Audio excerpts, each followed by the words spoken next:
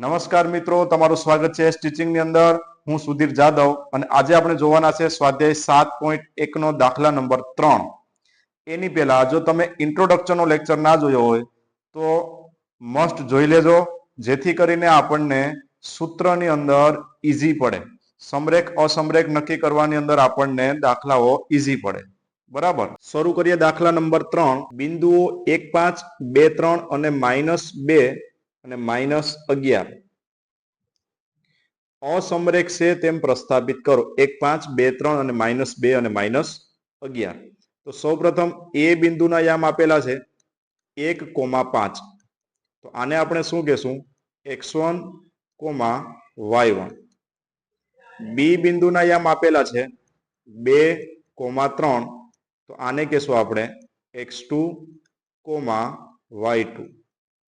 અને સી બિંદુના યામ આપેલા છે -2, -11. આને આપણે 3 નામ આપશું x3, y3. હવે અસમરેખ બિંદુઓ છે એમ પ્રસ્થાપિત કરવાનું છે.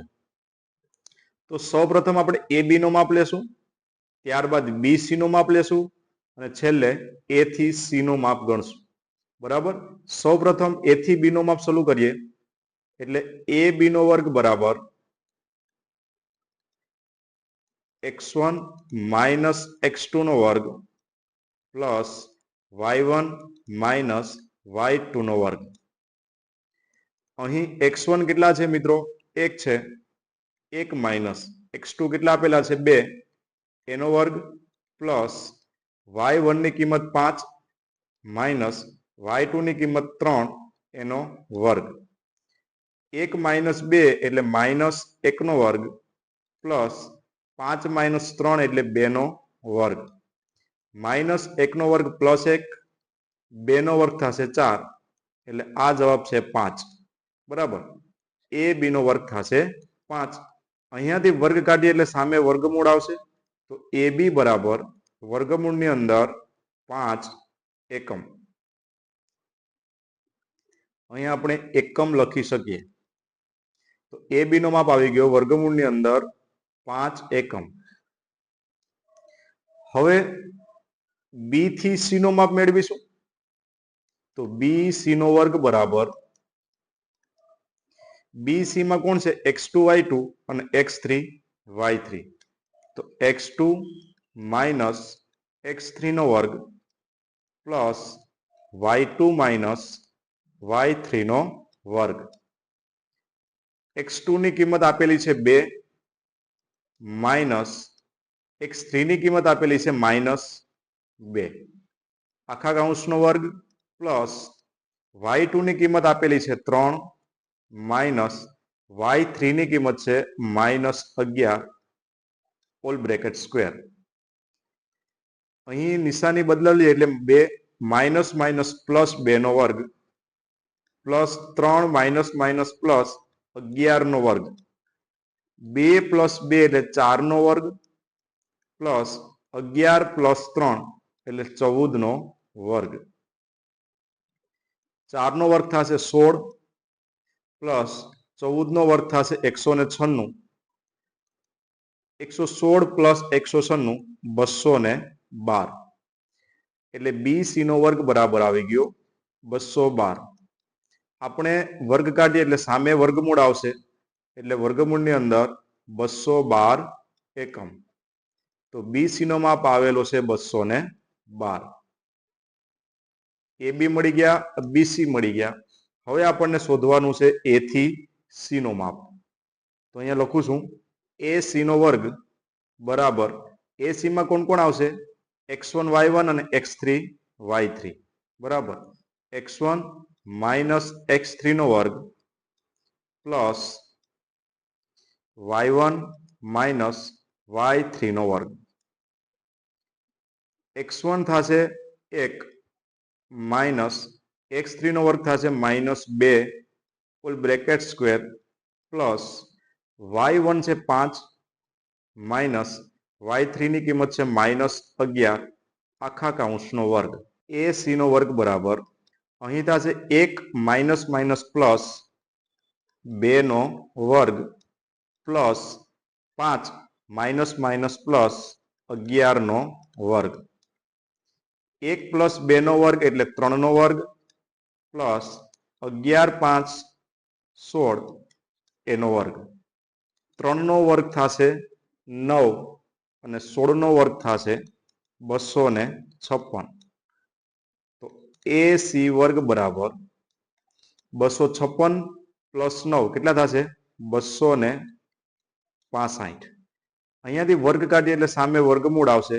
તો AC બરાબર વર્ગમૂળની અંદર 265 એકમ.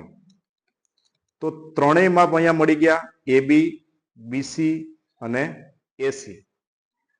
અહીં જોઈ શકો AC નો માપ જે છે એ શેના જેટલો થવો જોઈએ, AB પ્લસ BC જેટલો થવો જોઈએ, પણ થાય છે તો થતો નથી, કારણ કે AB નો માપ વર્ગમૂળની અંદર 5 છે અને આનો વર્ગમૂળની અંદર 212 છે. બંનેનો સરવાળો કરીએ તો 256 થતા નથી. બરાબર, એટલે આ કેવો આવશે, નોટ ઇક્વલ ટુ. આથી આ બિંદુઓ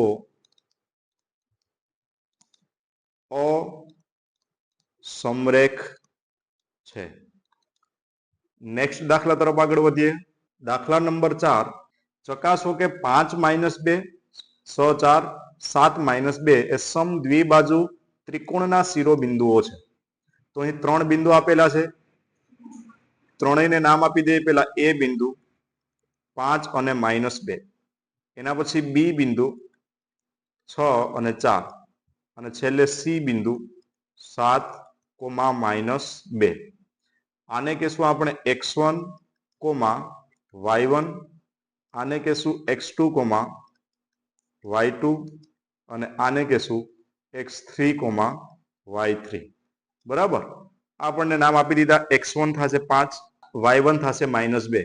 હવે બધાને આ ખબર છે. x2 થશે 6 અને y2 નો માપ 4, x3 થશે 7 અને y3 ની કિંમત -2. હવે શું કરશું, સમદ્વિબાજુ ત્રિકોણ છે. તો સમદ્વિબાજુ ત્રિકોણની શરત પહેલા તો કેવી હોવી જોઈએ, તો આપણને ખબર હોવી જોઈએ કે A થી B નું માપ એ B થી C ના માપ બરાબર હોય, પણ A થી C નો માપ અલગ હોવો જોઈએ. એટલે કે કોઈ પણ બે જવાબ સરખા આવવા જોઈએ અને એક જવાબ અલગ આવવો જોઈએ. એટલે કોઈ પણ બે બાજુ સરખી થશે અને એક બાજુ અલગ થાય તો એને કહેવાય આપણે સમદ્વિબાજુ ત્રિકોણ. તો શરૂ કરીએ. સૌ પ્રથમ A થી B નો માપ મેળવવા માટે. તો AB નો વર્ગ બરાબર x1 માઇનસ x2 નો વર્ગ પ્લસ y1 માઇનસ y2 નો વર્ગ. x1 ની કિંમત 5 માઇનસ x2 ની કિંમત 6 એનો સ્ક્વેર, y1 ની કિંમત -2 માઇનસ y2 ની કિંમત 4 એનો વર્ગ. 5 માઇનસ 6 એટલે -1 નો વર્ગ પ્લસ -2 માઇનસ 4 એટલે -6 નો વર્ગ. 1 નો વર્ગ 1 પ્લસ 6 નો વર્ગ 36. માઇનસ કોઈ પણ હોય તેનો વર્ગ કરીએ એટલે પ્લસ થઈ જશે. તો AB સ્ક્વેર બરાબર 1 પ્લસ 1 પ્લસ 36 એટલે થશે 37. તો AB બરાબર વર્ગમૂળની અંદર 37 એકમ. આ માપ મળી ગયું આપણે A થી B નો માપ. હવે શેનો માપ આવશે, B થી C નો માપ. તો BC નો વર્ગ બરાબર x2 અને x3 વાળું છે, તો x2 માઇનસ x3 નો વર્ગ પ્લસ y2 માઇનસ y3 નો વર્ગ. x2 ની કિંમત 6 માઇનસ x3 ની કિંમત 7 વર્ગ પ્લસ y2 ની કિંમત 4 માઇનસ y3 છે -2 ઓલ બ્રેકેટ સ્ક્વેર. 6 માઇનસ 7 એટલે -1 નો વર્ગ પ્લસ 4 માઇનસ માઇનસ પ્લસ 2 નો વર્ગ. -1 નો વર્ગ પ્લસ 1, 4 2 6, 6 નો વર્ગ થશે 36.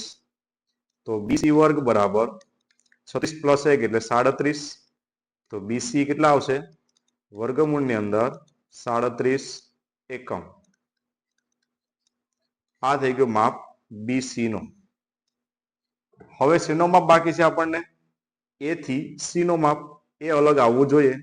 AC બરાબર AC નો વર્ગ બરાબર કોણ કોણ છે એની અંદર x1 અને x3 વાળું, તો x1 માઇનસ x3 નો વર્ગ પ્લસ y1 માઇનસ y3 નો વર્ગ. x1 ની કિંમત 5, x3 ની કિંમત 7 એનો વર્ગ પ્લસ y1 ની કિંમત -2 અને y3 ની કિંમત -2 વર્ગ. 5 માઇનસ 2 એટલે માઇનસ 5 માઇનસ 7 એટલે -2 નો વર્ગ પ્લસ -2 માઇનસ માઇનસ પ્લસ 2 નો વર્ગ. -2 નો વર્ગ 4 પ્લસ 2 માઇનસ 2 એટલે 0 એટલે a થી c નો વર્ગ થશે 4. અહીંયાથી વર્ગ કાઢી નાખીએ એટલે AC બરાબર વર્ગમૂળની અંદર 4 થાય. 4 છે શેનો વર્ગ થશે 2 નો, તો AC બરાબર 2 એકમ. તો AC નો માપ આવી ગયો 2 એકમ. અહીંયા જોઈ શકો AB નો અને BC નો માપ સરખો છે પણ AC નો માપ સરખો નથી. તો AB કોના જેવડો માપ છે B થી C, એટલે AB is equal to BC not equal to AC બરાબર. AB equal to BC not equal to AC, એટલે આવી શરત મળે. આથી આ ત્રિકોણ કેવો થશે સમદ્વિબાજુ છે. આ ત્રિકોણ સમદ્વિબાજુ ત્રિકોણ છે. જો મિત્રો તમને કોઈ આની અંદર પ્રશ્ન હોય, ડાઉટ હોય તો તમે અમને કોમેન્ટ બોક્સમાં પણ જણાવી શકો. કોઈ એવો અસાઇનમેન્ટ અથવા કોઈ એવા દાખલા હોય કે ન સમજાતા હોય તો પણ તમે કોમેન્ટ બોક્સમાં જણાવી શકો, જેથી અમે તમને એનો યોગ્ય આન્સર પહોંચાડી શકીએ. Thank you.